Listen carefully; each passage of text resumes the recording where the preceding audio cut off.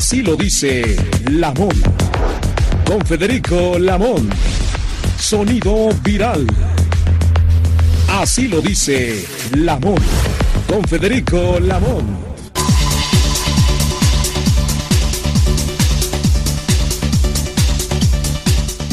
Muy buenas tardes, amigas y amigos de la audiencia, transmitiendo para ustedes desde la Ciudad de México a través de la señal de Radio Cañón 760 del cuadrante.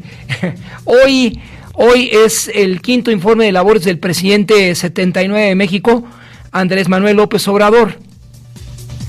Lo descentralizó. Es la primera ocasión que un mandatario, ninguno de sus antecesores procedió así, y lo presenta en Campeche. Recordó que al llegar a la presidencia el salario mínimo era de 88 pesos diarios y en su administración aumentó a 207, mientras en la frontera norte es de 312. Esto significa un 88% que no se veía por lo menos en las últimas 4 décadas. Así lo expuso el presidente López Obrador.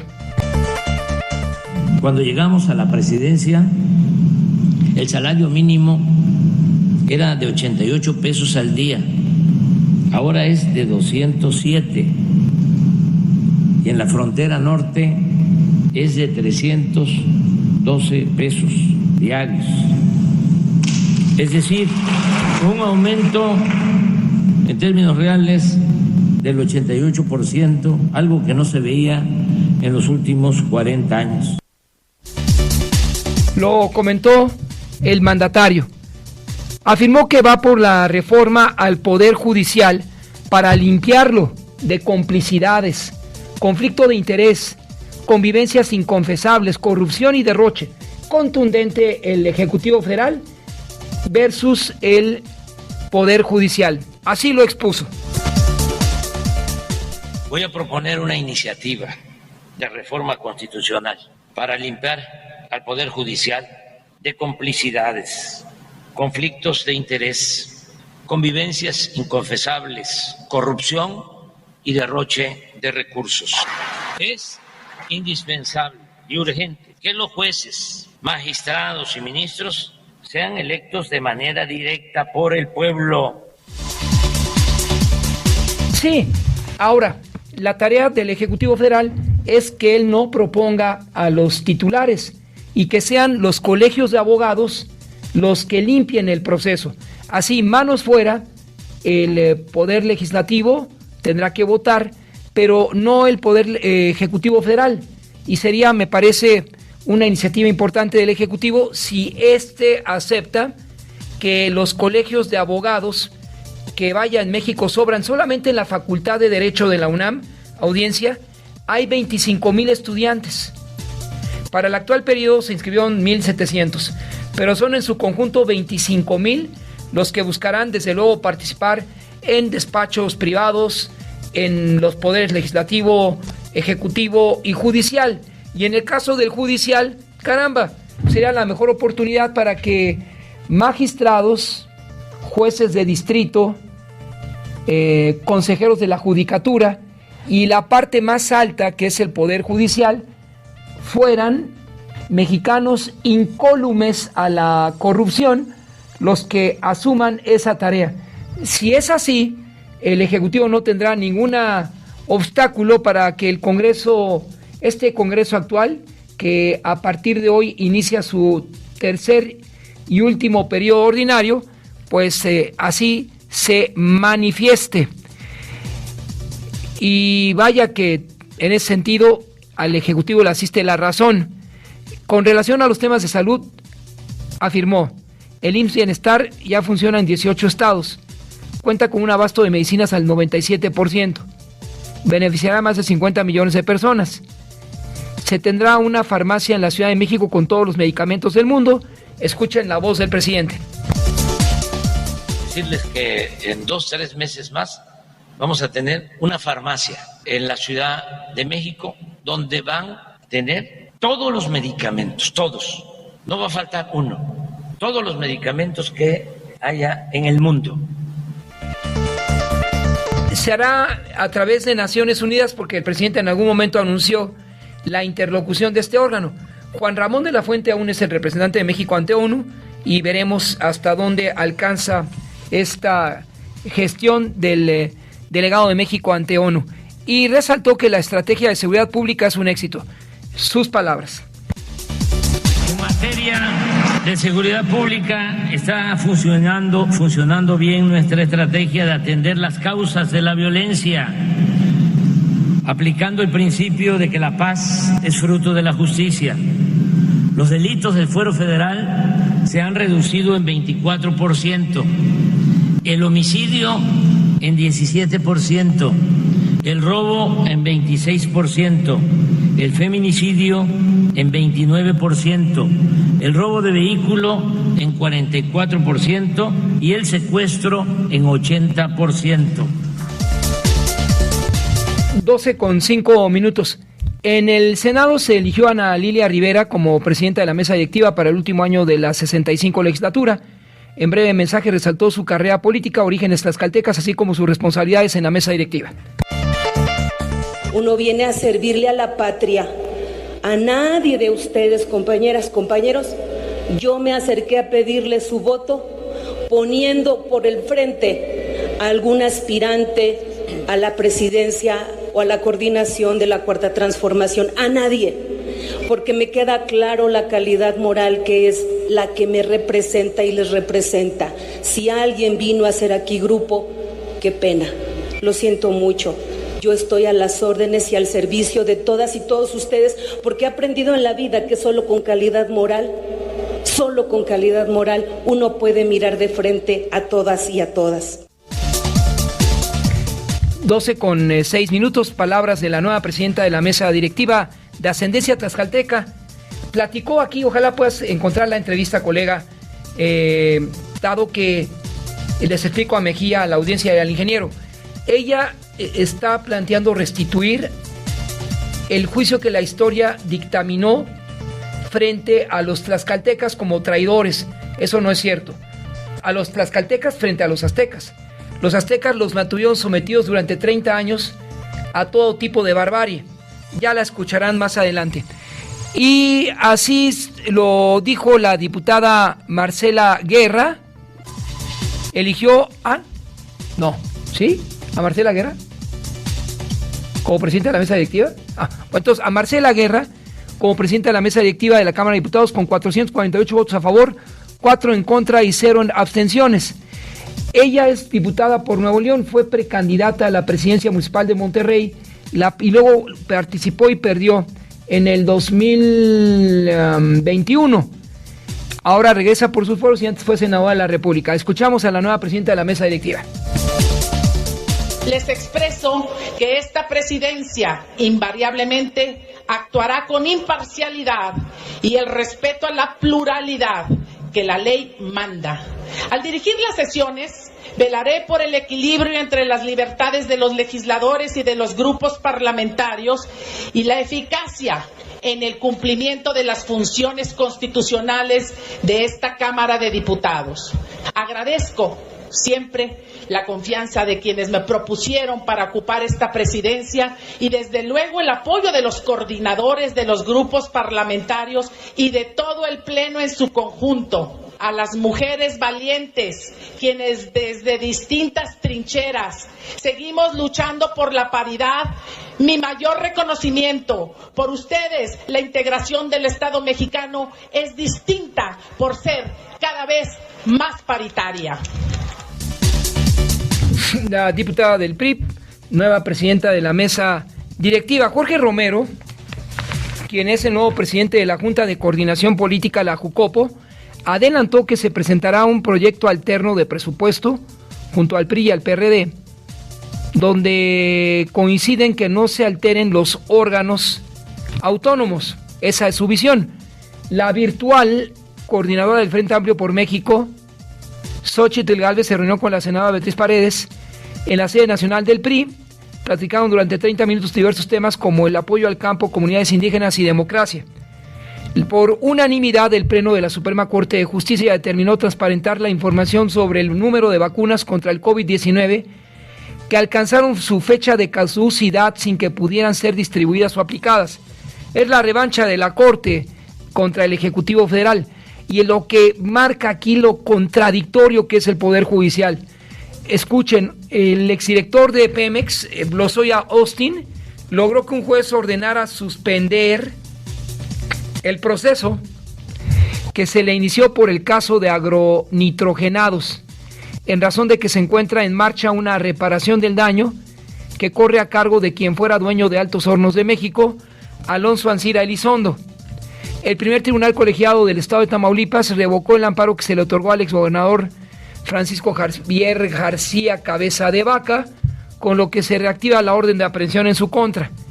La secretaria de Gobernación, Luisa María Alcalde, informó que el gobierno federal presentará a partir de septiembre diversas iniciativas de reformas constitucionales al Congreso de la Unión para consolidar su cierre de sexenio, entre ellas la total adscripción de la Guardia Nacional a los militares. La canciller Alicia Bárcena anunció, como parte de las prioridades para el último año de gobierno, continuará la batalla legal contra el tráfico de armas de Estados Unidos hacia México. Se reunió con senadores de Morena y reconoció que mientras no se tenga un control sobre las armas que ingresan al país, no vamos a poder avanzar en la pacificación. La Secretaría de la Defensa publicó en el Diario Oficial la declaración del Día Nacional del Binomio Canino. Esto el 21 de septiembre de cada año, y la fecha se retoma del sismo del 19 de septiembre de 85. El gobernador de Michoacán, Ramírez Bedoya, negó que esté desbordada la violencia en esa entidad y aseguró que ya se realiza una investigación sobre el caso de las extorsiones en contra de productores de limón. Se tardó varios meses en pronunciarse sobre el particular. En la zona metropolitana de Guadalajara se registró la mayor cantidad de denuncias de personas desaparecidas, con el 95% de las más de 15,000 personas cuyo paradero se desconoce en Jalisco a nivel nacional. El estado concentra el 9% de las desapariciones en este sexenio. Un juez de distrito ordenó la prisión preventiva oficiosa en contra del anestesiólogo Gustavo Darwin Aguirre Castro, a quien la Fiscalía General de la República imputó en audiencia inicial por su probable responsabilidad en los delitos de la salud con la modalidad de posesión de fentanilo. De no revertirse con un amparo, el doctor, el galeno, ya vive un viacrucis. El Instituto Mexicano del Seguro Social publicó las fechas en las cuales las personas pensionadas podrán realizar sus cobros mensuales en los próximos 4 meses y aseguró que el otorgamiento de esta prestación está garantizado. En un breve comunicado enlistó los días que emitirá sus pagos en lo que resta del 2023, 1 de septiembre, 2 de octubre y de noviembre y 1 de diciembre. El subsecretario de Desarrollo Democrático, Participación Social y Asuntos Religiosos de Gobernación, César Yáñez, afirmó que la dependencia vigilará que los comicios del 2024 se lleven en medio de un clima pacífico. El sistema de transporte colectivo aquí en la capital del país recordó a los usuarios que a partir del sábado 2 de septiembre el ingreso a las 10 estaciones de la línea 4 y las 11 de la 6 serán únicamente con la tarjeta de movilidad integrada y ya no con el tradicional boleto magnético. Es decir, la verde, ¿verdad? La que usamos. Correcto. Entonces, a ver, voy a repetir esta fecha, audiencia, para que con ello se ahorra papel, que es lo importante, y pues en la nueva era tenemos que modernizarnos todos. El metro o sistema de transporte colectivo nos recuerda a nosotros usuarios que desde el sábado, es decir, desde mañana, el ingreso a las 10 estaciones de la línea 4 y las 11 de la 6 únicamente con la tarjeta de movilidad integrada, ya no con el tradicional boleto magnético. En lo que va del 23, fueron detenidos 17 sujetos por robos a cuentavientes y de personas que acudieron a casas de cambio del Aeropuerto Internacional de la Ciudad de México, aseguró el secretario o el titular de la Policía Capitalina, Omar García Harfuch. Ahora, ¿cómo es posible que los delincuentes disfrutaran del empleo de una cámara discrecional que ubicaba el crimen organizado? Estos sujetos tienen que ir al penal de La Palma. El que asesinó al turista hindú particularmente y a otros connacionales. El gobierno capitalino recibió un reconocimiento al mérito energético por la implementación de la estrategia conocida como Ciudad Solar por parte de la Asamblea General de Asociados del Consejo Mexicano de la Energía. El Consejo General del Instituto Electoral de la Ciudad de México aprobó la convocatoria para los ciudadanos que deseen ser observadores en el proceso electoral 23-24. Podrán entregar sus solicitudes desde el próximo 4 de septiembre hasta el 7 de mayo del 24. Deben ser ciudadanos mexicanos en pleno goce de sus derechos políticos y sociales. Eso dice la información. Y autoridades encargadas de los servicios periciales y forenses en la capital recibieron en 2022 5,480 cuerpos y restos humanos, de los cuales 940 no estaban identificados de acuerdo con el Instituto Nacional de Estadística y Geografía, el INEGI. ¡Qué barbaridad! Operadores de la línea de autotransportes México-Tizayuca bloquearon ambos sentidos de la autopista México-Pachuca a la altura de Ecatepec para exigir a las autoridades mayor seguridad ante las extorsiones que denunciaron están siendo víctimas. Seguramente van a tomar el camino de los autotransportistas del Estado de México, porque pues no hay de otra. 12:15. Esto es Radio Cañón, 55 18 77 60. Comuníquese, por favor, a esta línea telefónica. Así lo dice Lamón. Con Federico Lamón. Sonido viral. Así lo dice Lamón. 12:18. Estamos enlazados con la maestra Susana Mesa, quien nos platica acerca del huapango de Moncayo, que es recurrente escucharlo en este mes patrio entre el 11 y hasta el 16 de septiembre. Qué gusto saludarla, maestra Susana Mesa. Buenas tardes para usted. ¿Qué tal, maestro Lamón? Muy buenas tardes para usted y la gentil audiencia que nos sintoniza. Hoy, Veranearte se viste de septiembre y eso significa que comienza el mes de la patria. Por eso, hoy hablaremos de uno de los más grandes compositores que ha dado nuestro país. Hablaremos de José Pablo Moncayo. De hecho, su obra más famosa, Huapango, es considerada por muchos como un segundo himno nacional. Basta con escuchar los primeros acordes para que sintamos como late el corazón y el orgullo por México. Nuestro compositor nace el 29 de junio de 1912 en Guadalajara, Jalisco, y muere el 16 de junio en la Ciudad de México en el año de 1958. Nacido en el seno de una familia humilde, desde chiquito tuvo inclinación musical. Sus padres siempre lo impulsaron a tomar clases de piano. En 1921, la familia de José Pablo decidió mudarse a la Ciudad de México y fue ahí donde pudo continuar sus estudios musicales ingresando al Conservatorio Nacional, con maestros como Candelario Huízar y Carlos Chávez.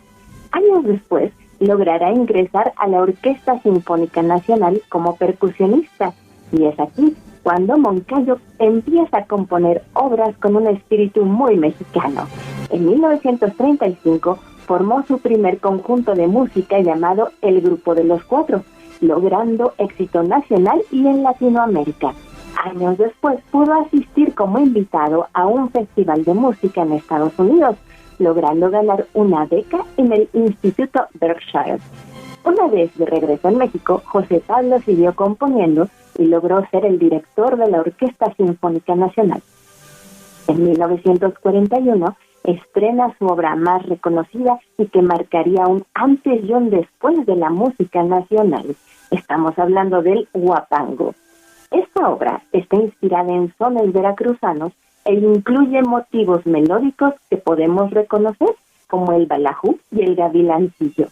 José Pablo Moncayo compuso otras obras como Sinfonieta, Tierra de Temporal, Cumbres, entre otras más. Pero sin duda Huapango es la obra que no solo coloca a José Pablo Moncayo dentro de los pilares de la música clásica y no clásica mexicana, sino que por el colorido y vibrante sonidos hacen que los mexicanos dentro y fuera del país sintamos esa identificación ante una sola palabra, que es México. Y con esta hermosa palabra comenzamos Veranearte en septiembre. Muchas gracias por su atención y hasta muy pronto. Gracias a la maestra Susana Mesa. Son las 12:21. En unos momentos más, o si no a manera de comentario, en el Congreso se creó este comité de transparencia en el Congreso capitalino para desclasificar la información sobre la línea 12 del metro. ¿Qué significa y por qué en este momento también desclasificar la información de la línea 12? ¿Y a dónde lleva? ¿Tiene destinatario esto? Para algunos sí, tendría como punto a quien fue jefe de la Ciudad de México en ese periodo. Pero el hecho es que el Comité de Transparencia ya está establecido. El que preside el diputado Fausto Manuel Zamorano Esparza del PRI avaló proporcionar una versión pública relacionada con las 17 cajas que resguarda el expediente de la Comisión de Investigación para conocer las razones que originaron la suspensión temporal del servicio en 11 estaciones de la línea 12 del sistema de transporte colectivo, integrado por la extinta Asamblea Legislativa, la sexta Asamblea Legislativa. El oficial mayor del Congreso, Reinaldo Baños, aclaró que la información se proporciona previo pago de derechos de conformidad con el 249 del Código Fiscal Capitalino. Se resuelve que son susceptibles de su entrega un total de 6,035 hojas, por lo que el solicitante deberá pagar 17,501 pesos con 50 centavos. Designó a los servidores públicos que estarán a cargo de la consulta: Jorge Medina Sandín, director general de servicios, María Magdalena Ríos López, subdirectora de Archivo Central, y Tania Natalí, jefa del Departamento de Archivo Central, entre otros. Vamos a ver hasta dónde llegan los trabajos de esta comisión especial. Varios medios impresos de circulación nacional se pronunciaron ya sobre el particular. Entre otros, el Instituto de Transparencia Capitalino ordenó al Congreso a desclasificar esas 17 cajas que contienen la información relacionada con las causas del cierre de la línea 12. Esto fue la conformación del comité investigador, y antes del accidente registrado en el 2021, el órgano consideró necesaria esta medida al tratarse de instalaciones estratégicas del gobierno capitalino. Hay un litigio en curso que se resolvió. Ahora bien, el órgano legislativo puede resguardar la información de carácter técnico de las instalaciones del metro. Ahí la interrogante. Por esa razón, el solicitante de información interpuso un recurso de revisión del Instituto de Transparencia Capitalino, por lo que el órgano determinó revocar la respuesta del Congreso capitalino y solicitar la apertura de los archivos. Se recordó que quien requiera la información solicitada sobre la línea 12 del metro al cierre del 2014 deberá pagar 2 pesos con 90 centavos por foja, es decir, 17,501 pesos, ya que las 17 cajas de información contienen 6,035 fojas. Pues hay que hacer una cooperacha. Si nos reunimos unos 30 capitalinos, podremos pedirlo, y créanme que van a salir cosas muy interesantes. Y si se ocultó algo en la pasada administración de Miguel Ángel Mancera, también está ahí. Y si esto se remonta a la del 2006-2012, también se descubrirá. Entonces, pues hay que ver esta historia. También pues, en temas de la ciudad, también hay que resaltar a ustedes el cambio de titular del predial. Es un tema que abordaremos la próxima semana, porque sin duda afectará o incidirá en nuestra economía, pero sobre todo en la información. El Congreso de la capital fijó un plazo de 45 días para que se tenga acceso a esta información. Vaya, que sean unos 10 diputados locales del PRI, del PAN y del PRD los que hagan el cochinito, y seguramente tendremos acceso a esos documentos importantes que llevan al colapso de la línea 12. El colapso que llevó a su cierre, y ya hace un par de años, la caída mortal de los vagones en los tramos del metro elevado con ruta hacia Tláhuac. ¿Qué diputado alzará la mano? Vamos a preguntarles a ver quiénes quieren hacer esa bolsa de 10 diputados, y si así fuera la historia, les tocaría como 870 pesos. Le restan un poco a su salario, a su dieta, y sin ningún problema lo harán como servidores públicos para que todos los capitalinos podamos conocer la verdad de esas dos grandes tragedias del sistema de transporte colectivo, el metro. 12:27. Así lo dice Lamón. Con Federico Lamón. Sonido viral. Así lo dice Lamón. Son las 12:28. Vamos a platicar esta tarde con el vicepresidente de la Comisión de Preservación del Medio Ambiente, Cambio Climático y Protección Ecológica ante el segundo Congreso Citadino. Y es que el Congreso aprobó la instalación obligatoria de sistemas de cosecha de agua en todas las construcciones y edificaciones públicas y privadas, por un lado. Por el otro, el apoyo que plantea como iniciativa para que abuelas y abuelos que cuiden nietas y nietos hasta los 15 años tengan una pensión por casi 3,000 pesos mensuales, y la tala de nuestros bosques en la región alta, Magdalena Contreras y Tlalpan. Diputado, primero agradecer el tiempo que ofrece para Radio Cañón 760 del Cuadrante, y buenas tardes para usted. Muy buenas tardes, Federico, siempre es un gusto estar contigo, y un saludo evidentemente a todos tus radioescuchas. En la última ocasión que tomó la llamada a Radio Cañón, se ventilaba ya este tema, diputado, la instalación obligatoria de sistemas de cosecha de agua para las nuevas construcciones, ¿no es así? Y tanto públicas como privadas. Pues sí, ahora, a ver, es una crisis en la que estamos viviendo y no nos estamos imaginando las consecuencias en las que vamos a estar, Federico, lo comentábamos la vez pasada. Hay estudios de la propia ONU en donde mencionan que para el 2028, estoy hablando en 4 años y medio, vamos a tener un serio problema de agua en nuestra ciudad, y es irrisorio pensar que tenemos 6 meses de época de lluvias, que tenemos inundaciones en prácticamente todas las alcaldías de nuestra ciudad, y no tenemos esa cultura de poder aprovechar esta lluvia que proviene, el agua que proviene de lluvia, pues para poder no depender del agua que nos tenemos por los acueductos o por extracciones que llegan de otros estados a la Ciudad de México. Y en ese sentido nosotros hemos insistido en el Partido Verde de que tenemos que tener esta cultura, pero ya de manera obligatoria, para que edificaciones tanto públicas como privadas tengan esta captación del sistema de lluvia para poder utilizarla en riego, en el tema sanitario. Creo que las grandes ciudades a nivel mundial lo están haciendo y no podemos quedarnos atrás, y tan evidente que estamos teniendo problemas de agua y de escasez en prácticamente todas las alcaldías en la Ciudad de México. El diagnóstico es más que grave.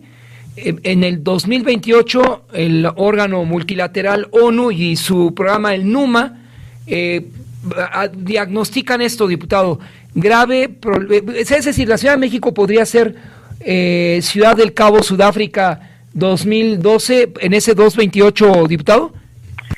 Pues yo te podría decir que sí vamos a tener un grave problema donde prácticamente todas las alcaldías tendríamos que tener días sin agua, de 2 a 3 o hasta 4 días a la semana sin agua, y esto pues evidentemente nos lleva a una situación alarmante. El tema es que no hemos hecho nada para hacer muchas cosas que se requieren. Tenemos el 70% se pierden en fugas de los acueductos que llegan a la Ciudad de México, que nos abastece de agua. Tenemos inundaciones en todas las alcaldías durante 6 meses que tenemos fuertes cantidades de lluvia, y no tenemos esa obligatoriedad que ojalá hubiera sido de manera voluntaria, pero que no nos da nuestra cultura ni nuestro raciocinio para tenerlo de manera voluntaria, y tendríamos que ponerlo en la ley para que todas las edificaciones que se estén haciendo nuevas, pero también las que ya están, tanto públicas como privadas, tengamos estos sistemas de recopilación de agua de lluvia para utilizarlo para ciertas cosas en nuestro día a día en la Ciudad de México. Y eso pues nos pone en el ojo del huracán. Yo no quisiera tener una entrevista contigo en 3 años y medio, Federico, y decirle, venimos diciéndolo y ya estamos en la crisis y ya no nos aguanta y estamos padeciendo un grave problema que ojalá no llegue en nuestra ciudad. Pero si no podemos hacerlo desde ahorita, pues la verdad es que veo muy complicado que podamos hacerlo en el futuro. Sin contabilizar, diputado, a los capitalinos quienes aún no acceden a la red de agua. Por supuesto, y donde tenemos cada año y se incrementa el tema de los pozos, la venta ilegal de pipas de agua, desabastecimiento en prácticamente todas las alcaldías, y no tenemos nada que pueda resolver el problema. Y yo no digo que este vaya a ser la panacea, no necesariamente con esta propuesta del Partido Verde es que ya arreglamos el problema del agua, por supuesto que no, pero sí es un gran avance, es ir probando cosas para poder utilizar menos el agua potable y poder, en dado caso que se llegue a una escasez y a temperaturas, pues ya lo estamos viviendo en todo el mundo, no nada más en la Ciudad de México, lo vimos en Hawái, lo vivimos en Australia, en Grecia, en época de calor, pues las temperaturas son tan extremas que están provocando también sequía. Entonces, si no aprovechamos la lluvia para cuando tengamos sequía, pues no entiendo para dónde vamos.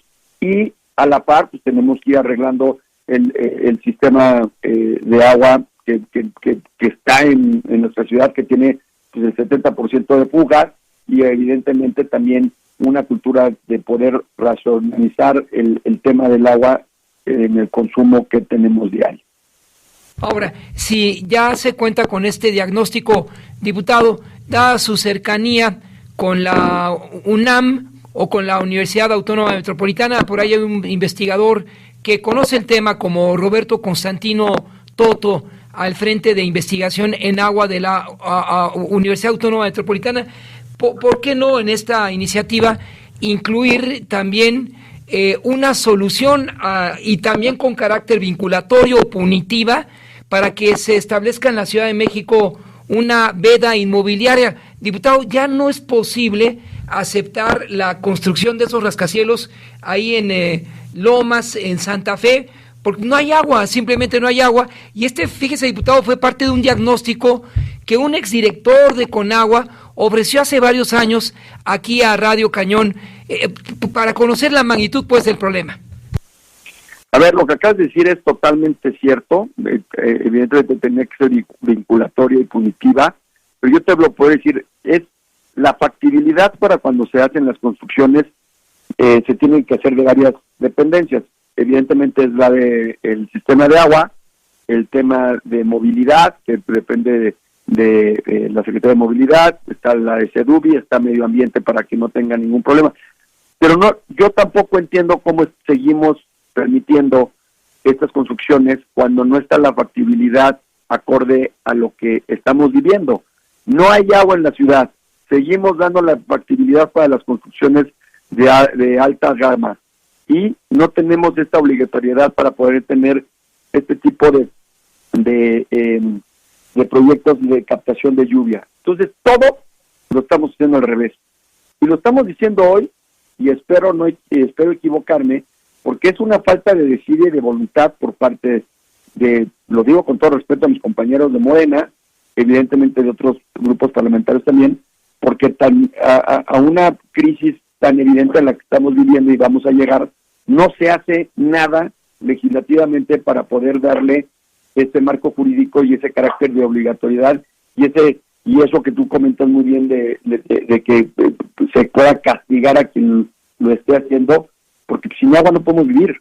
O sea, somos 80% agua, necesitamos agua, es algo obligado en la vida del ser humano y es muy lamentable que no tengamos esta capacidad de entender en qué situación estamos y cómo podemos combatirlo. Repito, esta no es la panacea, esta propuesta, pero sí abona para el cuidado del agua y para poder evitar que lleguemos a lo que nos están diciendo las organizaciones internacionales como es la ONU, para que pues México, la Ciudad de México se quede sin agua para el 2028.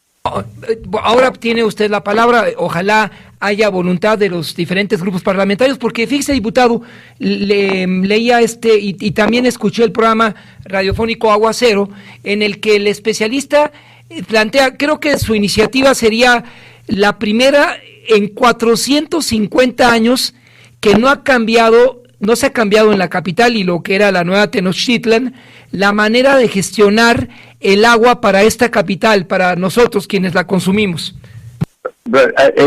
Es triste, y yo también asumo mi responsabilidad, Federico, porque también estuve en el constituyente, fui constituyente de la primera constitución de la Ciudad de México, y por más que intentamos el diputado Federico Doring y un servidor de ponerlo ya también en el tema de la Constitución, nos fue imposible porque no teníamos la mayoría, no tuvimos la capacidad de convencimiento para quienes tenían en ese momento la mayoría en el constituyente. Pero eso no exime de que tampoco sigamos señalándolo.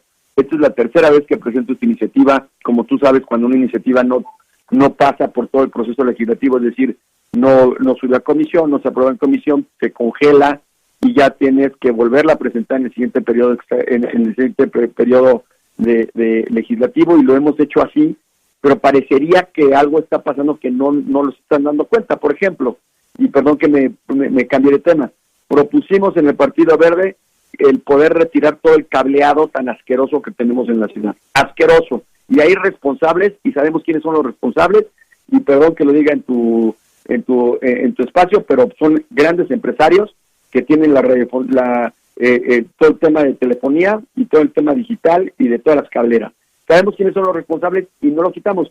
Y durante 2 años lo propusimos, y ahora, ya, gracias a Dios, ya en el gobierno dijeron, sí va eso, y entonces ya lo proponen ellos y como ya lo proponen del partido mayoritario, entonces espero que se apruebe.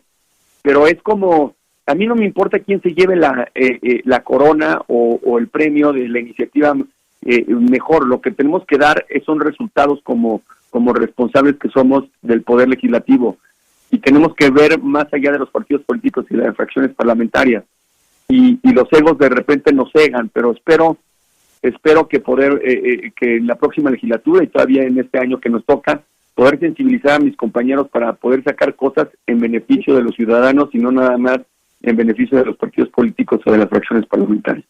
Aquí hay una llamada dentro del caos y la tragedia que viviremos en solo 4 años.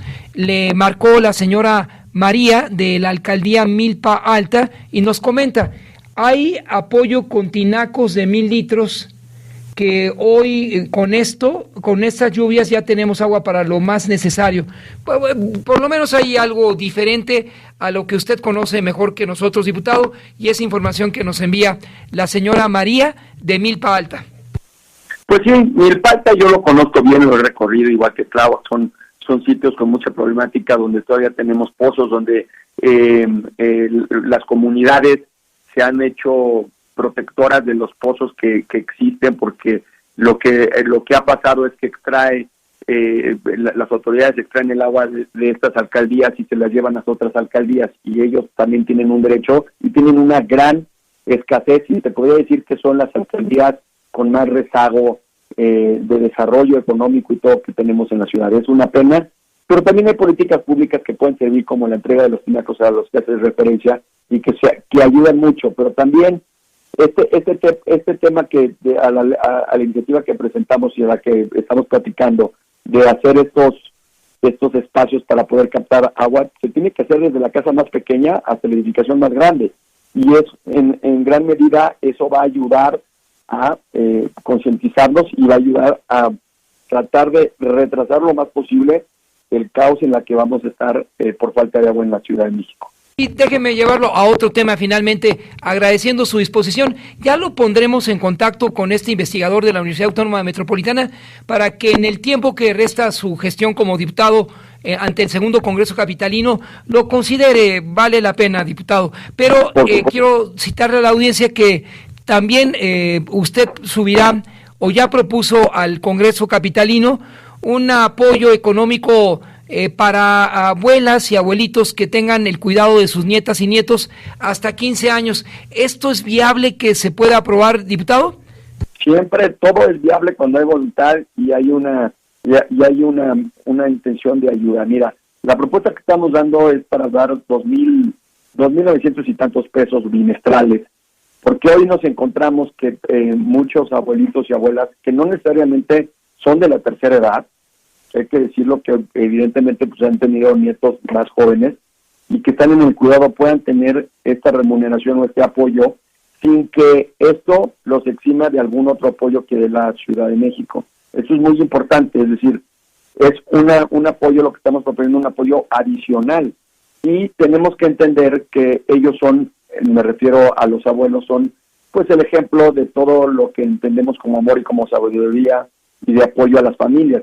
Ellos en muchas ocasiones son los que permiten que los hijos, los papás de estos niños, puedan salir a trabajar y que ellos estén al cuidado de estos niños y de la casa, y por eso creemos que tenemos que otorgarles pues de manera de una gratitud y de un reconocimiento este tipo de apoyos. Entre otras cosas. Diputado, le agradezco que tome la llamada para Radio Cañón 760 El Cuadrante, y si usted lo considera, nos damos a la tarea de buscar ese encuentro con el investigador que nos recordó de la Universidad Autónoma Metropolitana, que desde hace 450 años pues no ha cambiado la forma en la que autoridades distribuyen el vital líquido a los capitalinos. Gracias por tomarnos la llamada telefónica, diputado. Claro, y por favor, si le puedes pasar mi celular, con mucho gusto me pongo en contacto con él, o si tu producción me lo puede mandar, y yo empiezo a trabajar para ver qué coincidencias y cómo podemos sumar voluntades. Pues doblemente gracias, diputado Jesús Esma, por esta atención hacia la audiencia, y le volveremos a requerir con el particular. Buenas tardes para usted, diputado. Hasta luego. Son las 12:45, entonces, 450 años sin cambiar la forma como accedemos al vital líquido, y para vergüenza de todos, amigas y amigos, y para quienes tienen dinero y se compran un departamento, una casa de 35 millones, así, aunque no lo crean, eso es lo que vale una casa en Santa Fe, en un fraccionamiento cerrado. Vean, porque a esa gente se le engaña, y a la gente pues que tiene ese capital lo está derrochando porque su casa se va a quedar en pocos años sin agua, y el precio del inmueble pues será de 25 pesos. Así como cuando se vendió a Mexicana de Aviación en 1,000 pesos, así costarán las viviendas en la Ciudad de México de aquí al 2028 si no se establece a la brevedad una veda inmobiliaria. Ojalá que el próximo candidato a jefe de gobierno o jefa de gobierno o presidente de la República lo tomen en cuenta. Veda al desarrollo inmobiliario ya, como decía el inefable Fox Quesada en la campaña del 2000. 12:46. Así lo dice Lamón. Con Federico Lamón. Sonido viral. Así lo dice Lamón. Son exactamente las 12:48. Pues ya definido el tema de las presidencias en la mesa directiva, vamos en esta ocasión a los temas de prevención de la salud. Estamos en un momento, nos vamos a enlazar con nuestra editora para que la doctora Consuelo Hernández nos platique acerca de cómo la medicina regenerativa ayuda a enfrentar lesiones musculares y cansancio muscular. Le agradezco, doctora Consuelo Hernández, editora médico. Buenas tardes, adelante, escuchamos su intervención. Hola, ¿qué tal? Muy buenas tardes. Pues como siempre, un gusto saludarte y poder saludar a todo tu auditorio. ¿Cómo, pregunto la audiencia a usted, incide la medicina regenerativa versus lesiones musculares y el cansancio muscular? Pues mira, una opción que muy interesante que tenemos para las personas que tienen alguna lesión muscular, personas que hacen ejercicio o que con el paso del tiempo han tenido algún desgaste en sus huesos, articulaciones, cartílagos, lo tenemos con la medicina regenerativa, la cual mediante células madre y exosomas nos va a ayudar a detener el avance de la enfermedad, a recuperar las áreas afectadas y restablecer nuestra salud. ¿A partir de qué momento se percibe la ingesta de esta medicina regenerativa? Vaya, por ejemplo, su servidor que participó en el maratón el pasado fin de semana, en la semana pues ya siente los efectos de 42 kilómetros ahí en el haber de este participante. Pero como un ejemplo, ¿y cuáles otros ejemplos puede proporcionarlos, doctora Consuelo Hernández? Pues mira, lo mejor es que en cuanto tengas alguna molestia, acudas a una valoración médica para recibir el tratamiento lo más cercano a la lesión posible. Ahora, cuando ya tenemos una lesión crónica, también hay cómo recuperarnos de esta parte. Ejemplos son personas que hacen ejercicio, que van al gimnasio, que se lastiman el hombro, personas con dolores de rodillas, es muy común las personas que nos refieren ciáticas. ¿La ciática también es importante considerar la medicina regenerativa? Así es, hay que ver cuál es el origen de la ciática, pero para todas estas patologías y para muchas otras tenemos tratamientos con un 80% de mejoría desde la primera aplicación con estas terapias de medicina regenerativa. Ahí está el planteamiento. ¿Dónde se le ubica, doctora Consuelo Hernández? Claro que sí, para todos los que tengan interés, nos pueden encontrar aquí en calle Serio número 120, el consultorio es el 603. Nos encontramos en Polanco. Con gusto les resolvemos las dudas y agendamos citas en el 55 48 38 37 26 y en el 55 54 32 03 99. Gracias por esta intervención a nuestra editora médico, la doctora Consuelo Hernández. Buenas tardes para usted, doctora. Muy buenas tardes, saludos. 12:51. El gobierno busca maquillar cifras de personas desaparecidas con censo hecho por servidores de la nación. Esto resaltó un medio digital. Habrá que ver qué tan honesta es esta consideración. Y también les comento que en la República de Chile, hoy 3 medios digitales y uno impreso abordan un amplio reportaje sobre los eventos que antecedieron a la caída del doctor Salvador Allende Gossens. El Pentágono y la Agencia Central de Inteligencia crearon las condiciones para la sonada militar. Al ser desclasificada la información relativa a ese golpe, se encontró la forma en como la CIA fraguó el golpe de Estado y tenía dedicatoria a México, no olvidarlo. La política emprendida con relación a Allende fue a pedir de boca, comentó a Kissinger el vicesecretario Kubish el día que siguió al del golpe de Estado. En septiembre de 73 los hombres de Nixon habían alcanzado el objetivo planteado de un modo manifiesto por el presidente en noviembre del 70, crear las condiciones capaces de propiciar la caída o el derrocamiento de Allende. Previamente, Washington también se vio involucrado en la caída de otros gobiernos de ascendencia popular, como el de Jacobo Arbenz en Guatemala, 1959. Era un gobierno de corte nacionalista que puso un hasta aquí a la política de la Banana Fruit Company, que veía así a las naciones bananeras de Centroamérica como Guatemala, El Salvador y Honduras.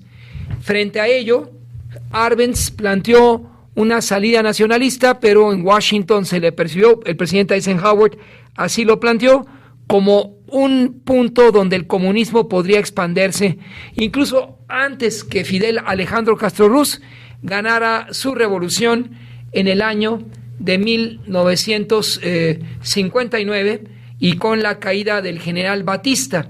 El general Batista, para recordarles, convirtió a Cuba en el burdel de los estadounidenses, en el centro de perdición de los estadounidenses, esto durante la dictadura de Batista, hasta que las condiciones obligaron a una revolución que cambió el orden de cosas.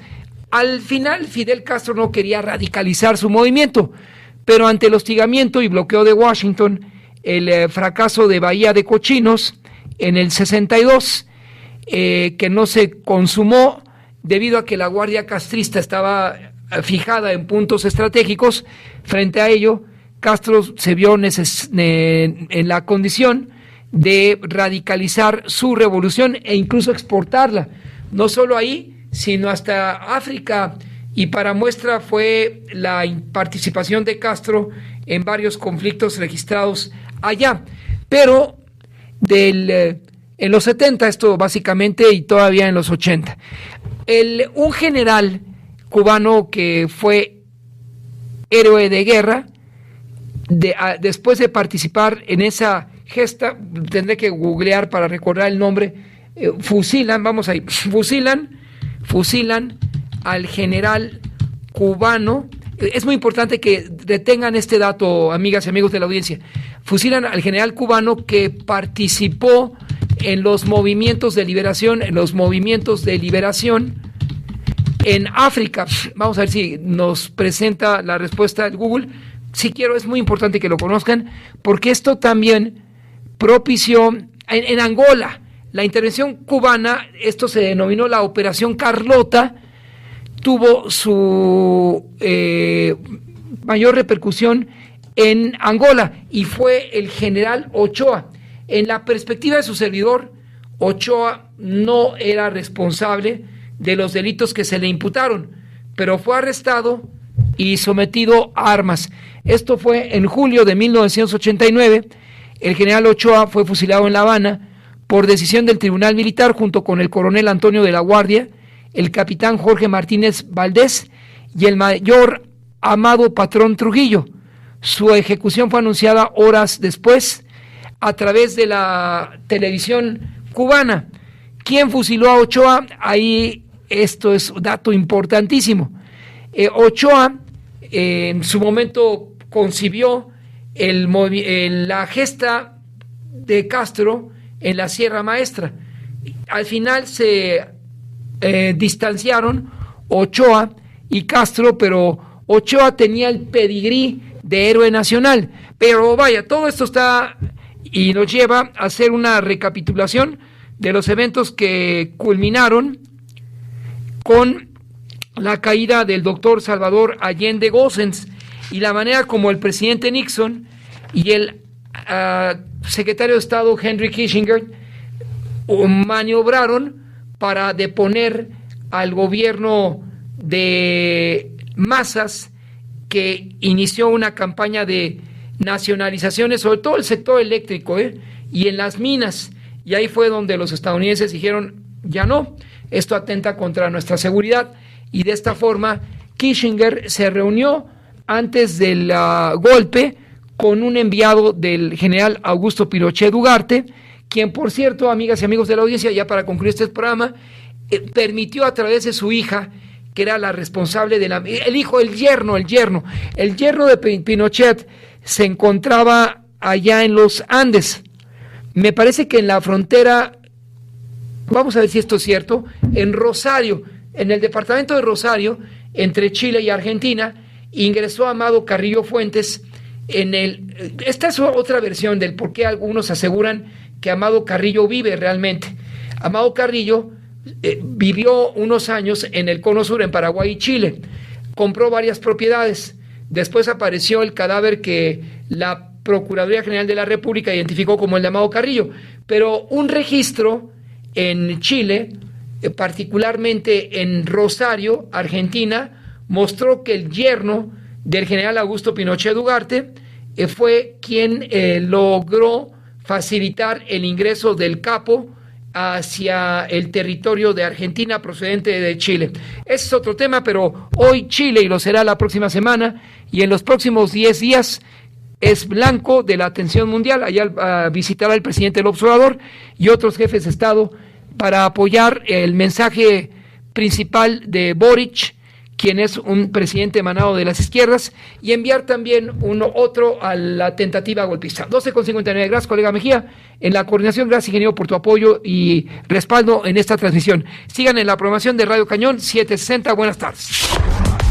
Así lo dice Lamón. Con Federico Lamón. Sonido viral. Así lo dice Lamón.